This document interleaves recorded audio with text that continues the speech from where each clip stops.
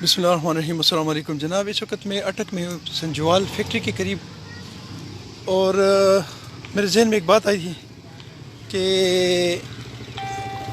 جس جگہ پہ میں ہوں ادھر ایک مسجد ہے جو بالکل ویران پڑی ہوئی ہے، اور اس کا ارد گرد کا ایریا آپ دیکھ لیں جناب، یہ اس کے ارد گرد کا ایریا ہے، یہ آپ دیکھ سکتے ہیں، تو سارا گندگی سے، ریپر سے اور ان ساری چیزوں سے بھرا ہوا ہے۔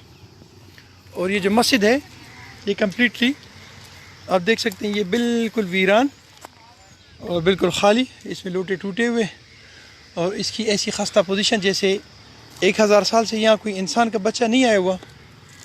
اور پھر اللہ سے ہم گلہ کرتے ہیں کہ آپ نے ہم پہ طوفان بھیجے، آپ نے ہم پہ تنگی بھیجی، آپ نے ہم پہ امراض بھیجے، آپ نے ہم پہ بے وفائیاں بھیجی۔ تو یہ ہماری ہے مسجد کی position.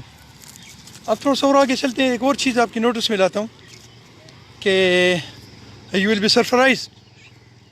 be surprised when you see that کہ یہ ایک بہت بڑی ایک زیارت ہے اس کے قریب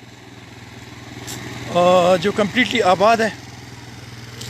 مقصد میرا یہ ہے کہ ہماری مسجد ویران اور ہماری زیارتیں آباد، کس چیز کا نشانی، کس طرف جا رہی ہے بات؟ یہ مسجد آباد۔